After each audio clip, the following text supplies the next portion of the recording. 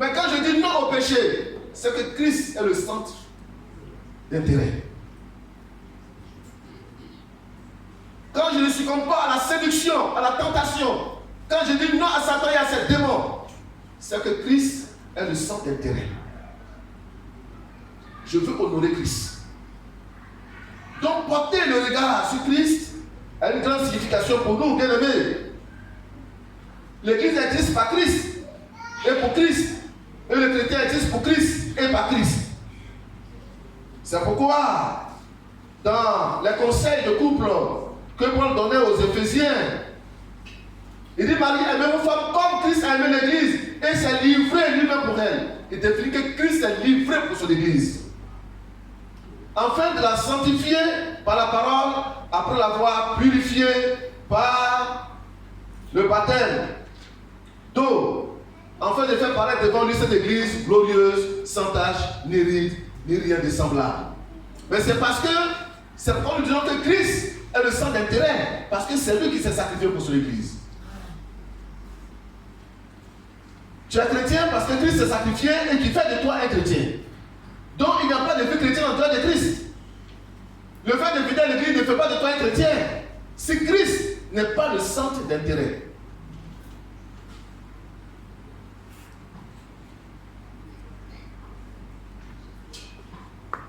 Christ s'est sacrifié. Et l'Église ne se définit pas une voie en dehors de Christ. Et le chrétien, par conséquent, ne peut se forger une marche qui n'a rien à voir avec ce qui calme avec la vie de l'Église. Il doit au contraire marcher en ayant pour Christ comme repère, comme modèle. Alléluia. La vie de l'Église, comme la vie chrétienne, doit être christocentrique.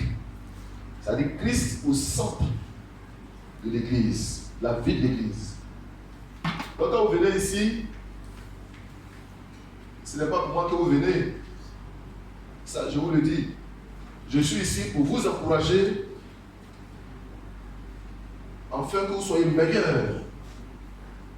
Que Christ soit au centre. C'est pourquoi je ne ferai rien pour vous contenter. Ah, le message du pasteur n'est pas allé dans le sens que je voulais. Non. Peut-être que tu peux recevoir sur le même message qui peut t'aider, parce que peut-être qu'il manifeste le désir d'être aidé, mais pas dans le but de t'encourager dans le mal. Parce que moi aussi j'ai un compte à rendre à Dieu. Et donc il faut que je sois libre vis-à-vis de chacun de vous. Pour que demain, si je ne suis pas là, ou bien si c'est toi qui es le premier à partir, que tu ne dises pas que parce que je ne m'a pas enseigné ça là. Donc, je t'encourage à lire la Bible, afin que tu découvres d'autres réalités spirituelles.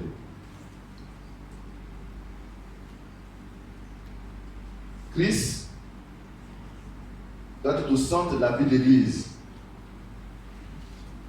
la mission de l'Église. Il doit être au centre de la marche du chrétien. Il doit inspirer notre vie de sainteté. Il doit inspirer notre conduite. Il doit inspirer notre vie de service. Il doit inspirer notre vie d'engagement. Il doit inspirer notre disponibilité, notre autodiscipline. Christ doit pouvoir inspirer cela. C'est pourquoi nous portons nos regards. Nous portons nos regards sur. Ne regardez pas, et ça je vous invite, ne regardez pas toutes les bêtises que vous voyez sur les réseaux sociaux, des messages bizarres, des faux prédicateurs. Ne regardez pas ça là. Parce que il y a des gens qui aiment regarder quelques comédiens dans les rues qui disent être envoyés par Dieu. Faites attention à vous, hein. Parce que si vous ne portez pas les regards sur les messages que nous vous donnons, pour que vous soyez formés, éduqués par l'Esprit de Dieu, vous allez faire fausse route. C'est ça la réalité des derniers temps. Hein? Les prédicateurs, vous allez en avoir. La Bible dit que dans les derniers temps, les gens se donnent une foule de docteurs. Selon leurs propres souhaits, selon ce qu'ils veulent entendre. Parce qu'ils ne voudront pas qu'on leur prêche ce qui peut les sauver. Et ça, c'est une risque du malheur.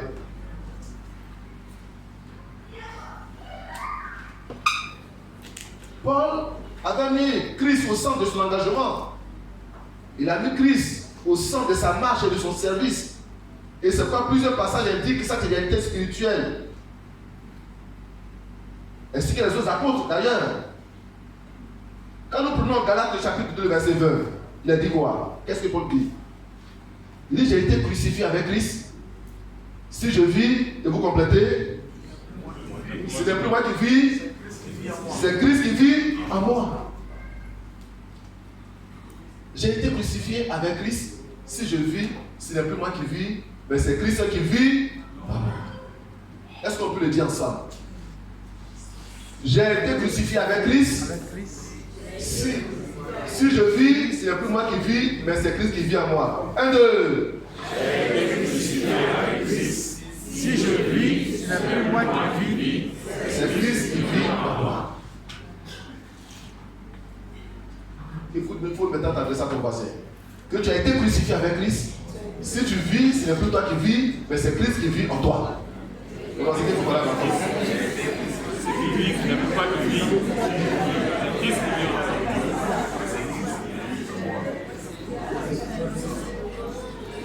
Donc vous n'avez pas de faire ça.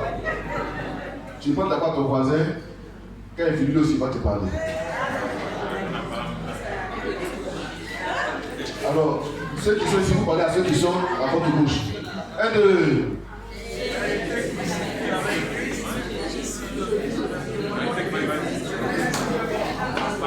Vous qui êtes sur le côté gauche, parlez à ceux qui sont à votre droite.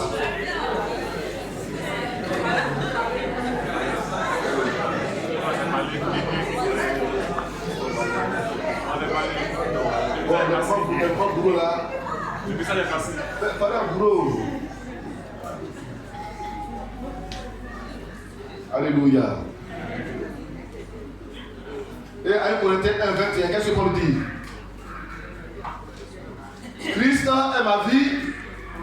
Le mourir, mais des gains. La mort, mais des gains. Christ est ma vie. Et Christ est ma vie.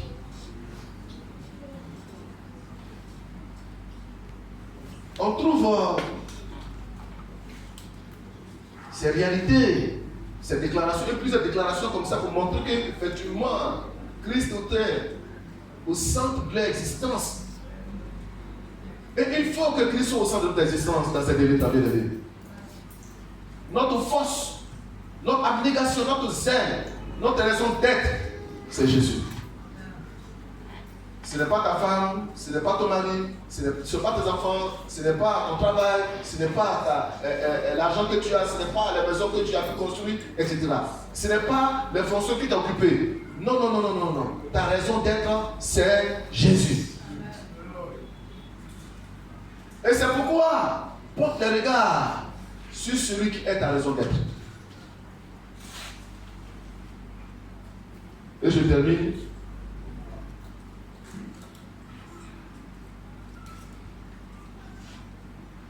Vous dites qu'il est aussi important dans les stades de l'Église que le chrétien mette aussi Christ au centre de sa mission et de ses devoirs. Et que l'Église a cité fermement mettre Christ au centre de sa mission et de ses devoirs. Et c'est le modèle que nous présente l'Église des Actes des Apôtres. Christ était au centre de la vie de cette Église. Elle n'avait pas d'autre projet que d'obéir et d'honorer de son maître, Jésus-Christ. C'est pourquoi ils ont résisté face aux persécutions. C'est pourquoi ils ont résisté face à la mort. C'est pourquoi ils étaient obstinés. Et quand on leur disait, taisez-vous, ne parlez plus de ce nom, ils le faisaient au risque de leur vie. On les poursuit, du coup, et ils reviennent. Et ils ont réussi à vaincre les pharisiens, les Sanhédrin. Ils ont vaincu les Sanhédrin. Ils ont vaincu les Sanhédrin ils ont vaincu Rome. Parce que l'évangile, bien qu'il ait été persécuté, maltraité, l'évangile a fait capituler l'empire. Tout simplement parce que ces hommes y ont cru. Christ était au centre de leur vie. Et leur regard était porté sur lui. Et nous avons ce modèle avec Étienne. Et quand bien même qu'il était lapidé et qu'il mourait, ses regards étaient portés vers Christ. Il est donc important pour nous, en ces temps de la fin, de recentrer nos vies en portant nos regards sur Christ. À chaque étape de notre marche, en vue d'une victoire éclatante sur le diable et sur le système, que l'ennemi fait miroiter sous nos yeux. Que le Seigneur bénisse notre engagement ce matin.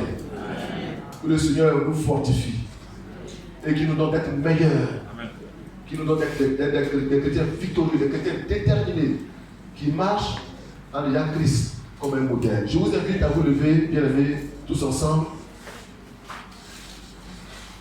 Alléluia.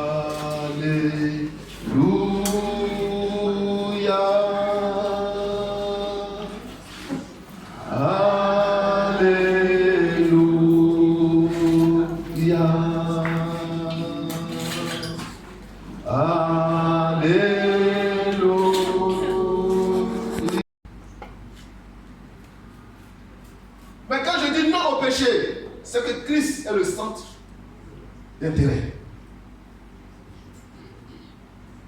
Quand je ne succombe pas à la séduction, à la tentation, quand je dis non à Satan et à ses démons, c'est que Christ est le centre d'intérêt. Je veux honorer Christ. Donc porter le regard sur Christ a une grande signification pour nous, bien aimés. L'Église existe par Christ et pour Christ. Et le chrétien existe pour Christ et par Christ. C'est pourquoi, dans les conseils de couple que Paul donnait aux Éphésiens, il dit: Marie, aimez vos femmes comme Christ a aimé l'Église et s'est livré lui-même pour elle. Il définit que Christ s'est livré pour son Église, afin de la sanctifier par la parole, après l'avoir purifiée par le baptême d'eau, afin de faire paraître devant lui cette Église glorieuse, sans tache, ni ride, ni rien de semblable. Mais c'est parce que, c'est pourquoi nous disons que Christ est le centre d'intérêt, parce que c'est lui qui s'est sacrifié pour son Église. Tu es chrétien parce que Christ s'est sacrifié et qui fait de toi un chrétien. Donc il n'y a pas de vie chrétienne en dehors de Christ. Le fait de venir à l'église ne fait pas de toi un chrétien. Si Christ n'est pas le centre d'intérêt.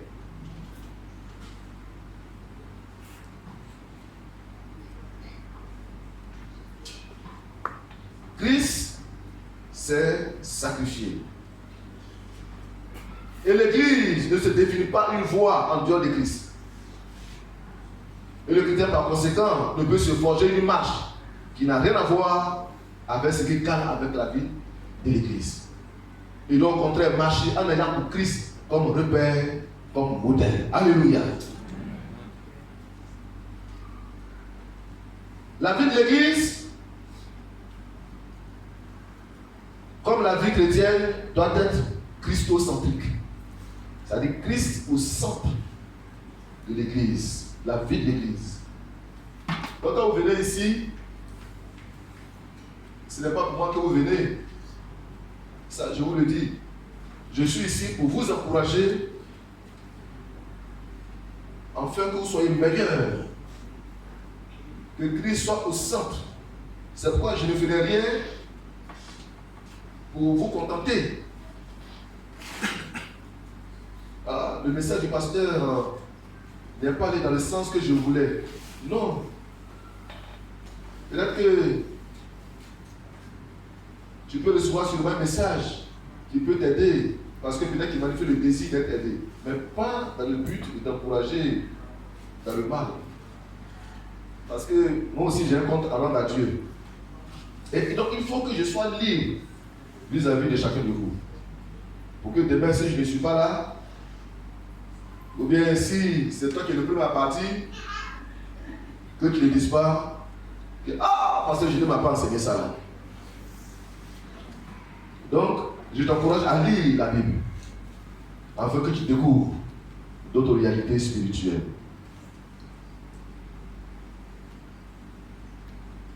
Christ doit être au centre de la vie de l'Église. La mission de l'Église. Il doit être au centre de la marche du chrétien. Il doit inspirer notre vie de sainteté. Il doit inspirer notre conduite. Il doit inspirer notre vie de service. Il doit inspirer notre vie d'engagement. Il doit inspirer notre disponibilité, notre autodiscipline. Christ doit pouvoir inspirer cela. C'est pourquoi nous portons nos regards. Nous portons nos regards sur lui. Ne regardez pas, et ça je vous invite, ne regardez pas toutes les bêtises que vous voyez sur les réseaux sociaux, des messages bizarres, des faux prédicateurs. Ne regardez pas ça là. Parce que il y a des gens qui aiment regarder quelques comédiens dans les rues qui disent être envoyés par Dieu. Faites attention à vous, hein.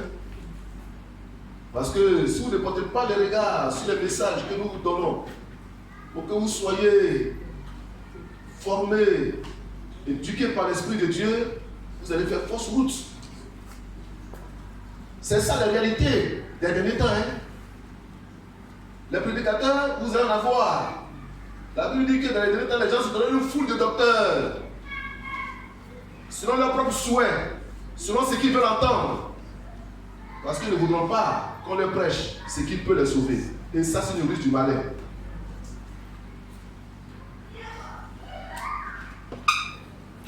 Paul avait mis Christ au centre de son engagement.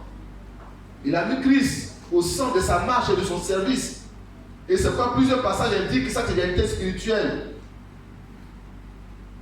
ainsi que les autres apôtres d'ailleurs. Quand nous prenons Galates chapitre 2, verset 20, il a dit quoi? Qu'est-ce que Paul dit? Il dit, j'ai été crucifié avec Christ.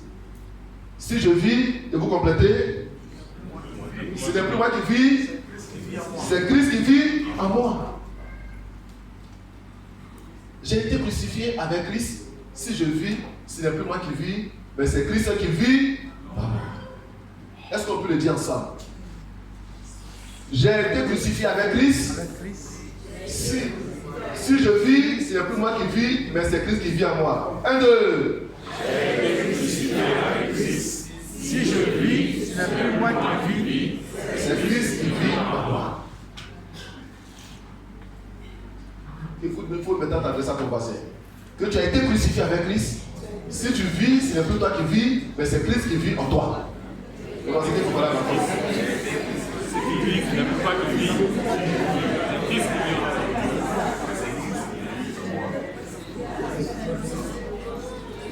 Donc, vous avez mal fait ça.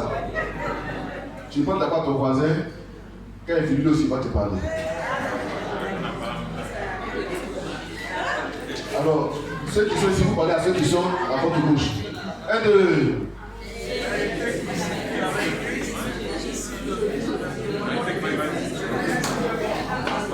Vous qui êtes sur le côté gauche, parlez à ceux qui sont à votre droite.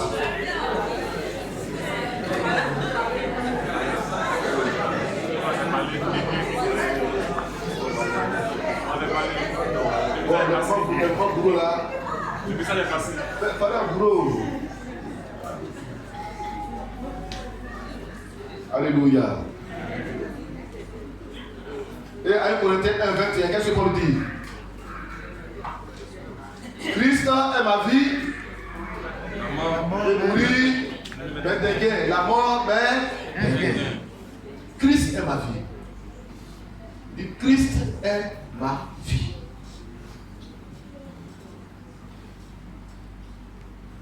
On trouve ces réalités, ces déclarations, et plusieurs déclarations comme ça pour montrer qu'effectivement, Christ était au centre de l'existence. Et il faut que Christ soit au centre de l'existence dans cette dernière de vie. Notre force, notre abnégation, notre zèle, notre raison d'être, c'est Jésus. Ce n'est pas ta femme, ce n'est pas ton mari, ce n'est pas tes enfants, ce n'est pas ton travail, ce n'est pas l'argent que tu as, ce n'est pas la maison que tu as pu construire, etc. Ce n'est pas les fonctions qui t'ont occupé. Non, non, non, non, non, non. Ta raison d'être, c'est Jésus. Et c'est pourquoi porte les regards sur celui qui est ta raison d'être. Et je termine.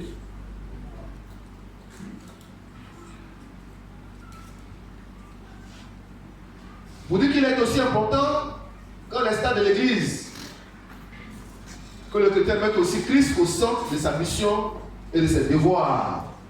Et que l'Église a cité fermement, mettre Christ au centre de sa mission et de ses devoirs. Et c'est le modèle que nous présente l'Église des Actes des Apôtres. Christ était au centre de la vie de cette Église. Elle n'avait pas d'autre projet que d'obéir et d'honorer de son maître, Jésus-Christ. C'est pourquoi ils ont résisté face aux persécutions. C'est pourquoi ils ont résisté face à la mort. C'est pourquoi ils étaient obstinés. Et quand on leur disait, taisez-vous, ne parlez plus de ce nom, ils le faisaient au risque de leur vie. On les poursuit, du coup, et ils reviennent. Et ils ont réussi à vaincre les pharisiens, les Sanhédrin. Ils ont vaincu les Sanhédrin. Ils ont vaincu les Sanhédrin, ils ont vaincu Rome. Parce que l'évangile, bien qu'il ait été persécuté, maltraité, l'évangile a fait capituler l'empire. Tout simplement parce que ces hommes y ont cru. Christ était au centre de leur vie. Et leur regard était porté sur lui. Et nous avons ce modèle avec Étienne. Et quand bien même qu'il était lapidé et qu'il mourait, ses regards étaient portés vers Christ. Il est donc important pour nous, en ces temps de la fin, de recentrer nos vies en portant nos regards sur Christ. À chaque étape de notre marche, en vue d'une victoire éclatante sur le diable et sur le système, que l'ennemi fait miroiter sous nos yeux. Que le Seigneur bénisse notre engagement ce matin. Amen. Que le Seigneur nous fortifie et qu'il nous donne d'être meilleurs. Amen. Qu'il nous donne d'être des chrétiens victorieux, des chrétiens déterminés qui marchent en ayant Christ comme un modèle. Je vous invite à vous lever, bien aimés, tous ensemble.